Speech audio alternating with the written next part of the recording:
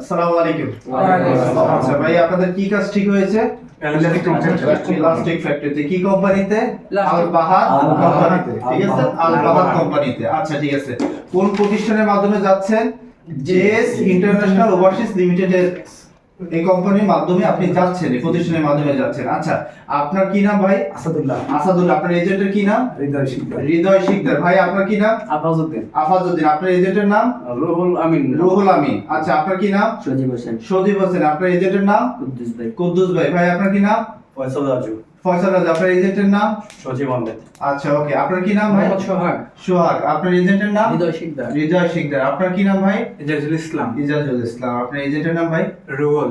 রুহুল আমিন। ঠিক আছে। কি নাম ভাই আপনার? আতোয়ার। আতোয়ার ভাই। আপনার এজেন্টের নাম? সবুজ ভাই। আচ্ছা ঠিক আছে। কি নাম ভাই আপনার? রেদওয়ান হোসেন। রেদওয়ান হোসেন। আপনার এজেন্টের নাম ভাই? রুহুল আমিন। রুহুল আমিন। আচ্ছা ঠিক আছে। আপনারা যে ফ্যাক্টরিতে যাচ্ছেন, আপনারা কি জোর করে কেউ পাঠাচ্ছে? না। আচ্ছা, আপনাকে সবকিছু আপনাদের বুঝাই দিছি, ভিডিও দিছি, কোম্পানির কি মানে অ্যাকোমোডেশন কি আছে, এখানে সুযোগ সুবিধা যা আছে সব বলা হয়েছে ভাই। বলা হয়েছে। আপনার এখানে জেনারেল ডিউটি কত ঘন্টা?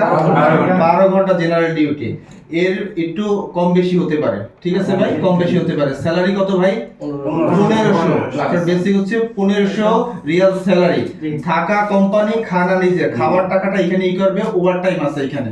বিষয়টা বুঝতে পারছেন? ওভারটাইম আছে ভাই।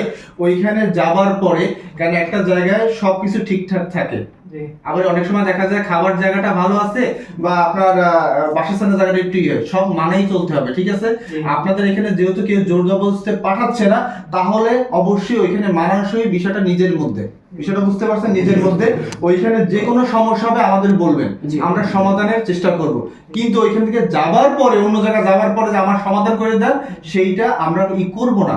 যে কোনো সমস্যার সমাধান আমরা করব, কিন্তু যে জায়গায় থাকতে হবে, কাজের গোড়া থাকতে হবে, বিষয়টা বুঝতে পারছেন ভাই। কাজের গোড়ার বাইরে গেলে পরে আমি আপনাকে চিনি না, এটা চিনবো না।